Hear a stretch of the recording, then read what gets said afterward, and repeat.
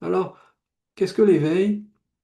À la base, euh, c'est une question d'identité. Ça tourne autour du système croyance de l'identité, de ce que nous croyons être.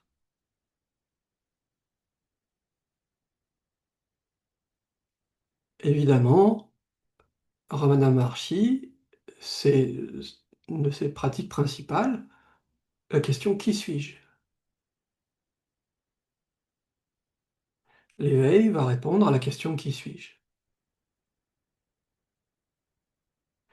Et quand vous réaliserez ce que vous êtes, vous saurez que vous aurez la réponse à la question que suis-je? Qui suis-je? Que suis-je? Encore une fois, c'est pas la fin du chemin. C'est le début de vivre, non pas en tant qu'être humain isolé, mais en tant que système universel, en train d'évoluer, en train de s'équilibrer en permanence, d'une façon multidimensionnelle, multitemporelle, multifactorielle, infiniment factorielle. Ça dépasse l'entendement, hein. L'éveil, c'est pas quelque chose qu'on peut, bien sûr, vous le savez, saisir avec ses concepts, mais c'est quelque chose qui dépasse l'entendement. Nous apprenons à vivre progressivement, de temps en temps, puis en permanence, dans quelque chose dont la définition et le sens nous échappent en permanence.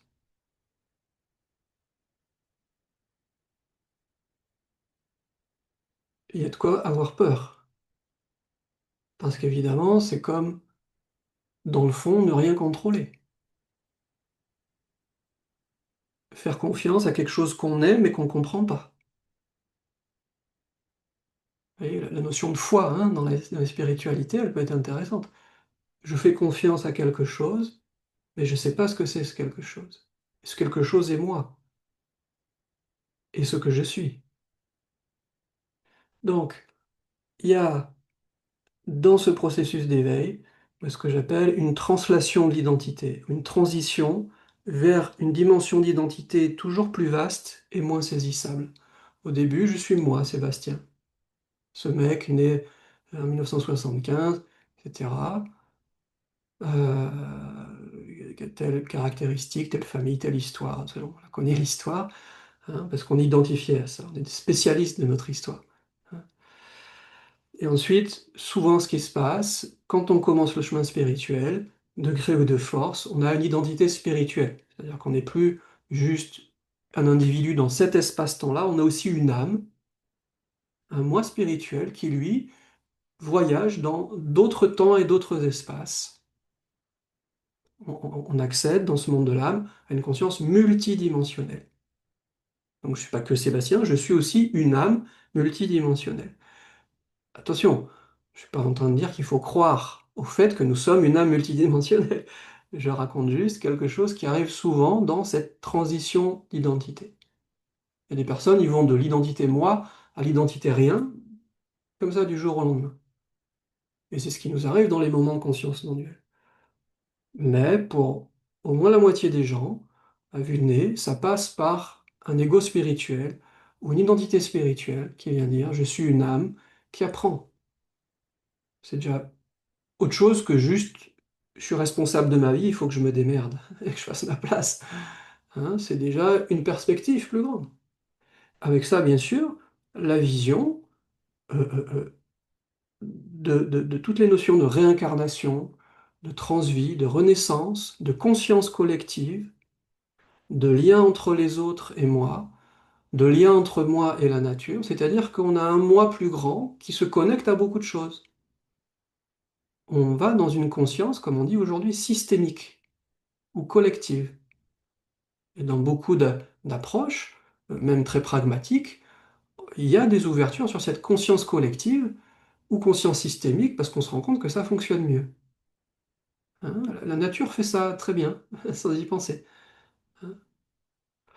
Et ensuite, au-delà de cette identité collective, spirituelle, multidimensionnelle, ou l'âme, si vous voulez, on va au centre de l'âme. Et au centre de l'âme, sur quoi se base l'âme, cette entité spirituelle qui est au-delà du temps, de l'espace, qui voyage, qui est connectée à tout un tas de choses.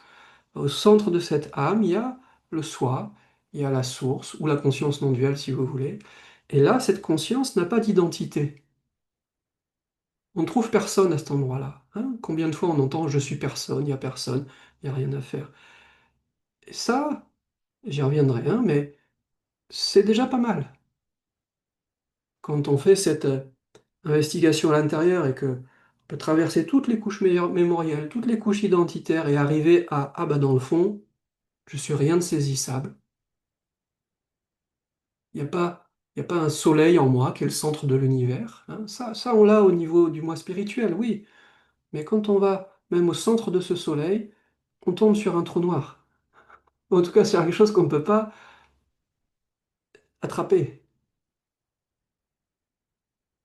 On peut le nommer, on peut dire Dieu, on peut dire nature de Bouddha, on peut dire soi. Ok, mais on ne sait pas ce que c'est. Hein. C'est comme disent les bouddhistes, la vacuité. La vacuité, entre autres, ça veut dire ce qui n'est pas conceptuel, ce que je ne peux pas me représenter. Il y a des traditions où c'est interdit de faire une représentation de Dieu, comme en islam par exemple, hein, ou euh, dans le taoïsme. Hein, ce qui a le nom de Tao n'est pas le vrai Tao, hein, ou ce que je peux nommer n'est pas le vrai Tao. Et l'ineffable, l'insaisissable. Ça parle de cet espace en nous qui n'est pas substantiel. Et là, il y a justement un éveil sur l'identité véritable. Et à cet endroit-là, on sait qu'on n'a plus à chercher parce qu'on a trouvé le fond de la bouteille, si vous voulez. Et ce fond, il est ouvert. C'est-à-dire que le bout du chemin arrive sur ce vide. Je sais que je ne suis rien. Donc ça, c'est le stade 2 dans l'éveil. C'est pas le stade 5.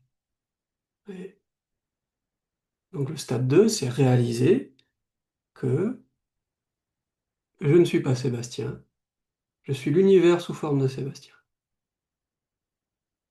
Et l'essence de ce Sébastien et de cet univers est vide. C'est-à-dire qu'en fait, je flotte dans le vide. Et le vide est autour de nous, ça on peut bien se le représenter avec l'univers, vous voyez, l'espace vide, je parle de l'espace physique, là où il y a Mars, Vénus, tout ça, c'est vide, alors il y a quand même des planètes, des trucs, mais bon, quand même pas grand monde, il y a plus de vide que de planètes, hein, enfin de ce qu'on nous dit. Donc il y a un vide autour de nous, même physique, il y a un vide au fond de nous, et en transparence de tous les phénomènes, il y a le vide aussi. C'est-à-dire que là, en fait, nous sommes dans le vide. Au fond de la matière, il y a du vide.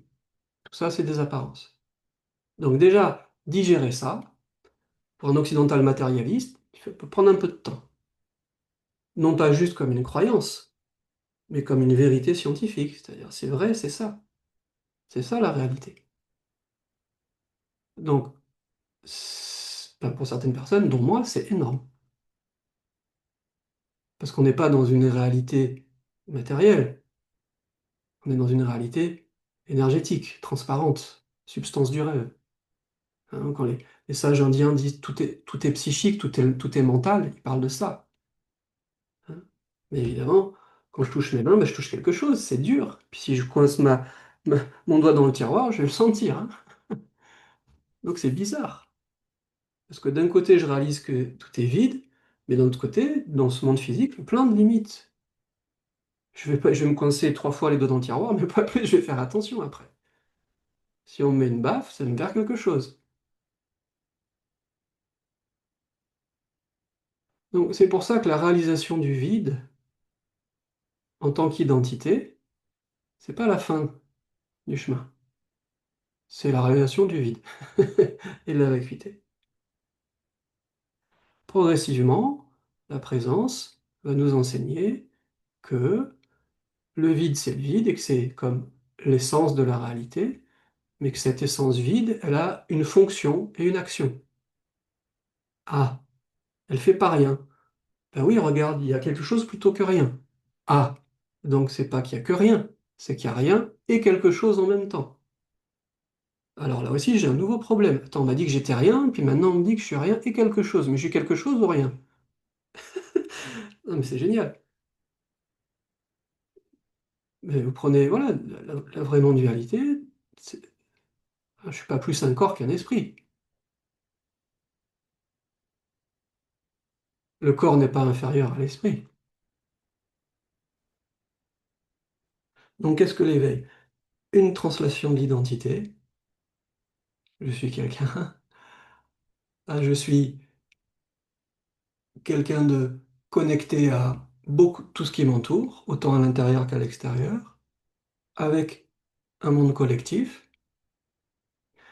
Ensuite, je dépasse cet horizon-là, l'horizon dimensionnel, temporel, pour être dans le non-espace, non-temps, qui est celui de la conscience pure. Et je rends compte que je suis espace, silence, vide.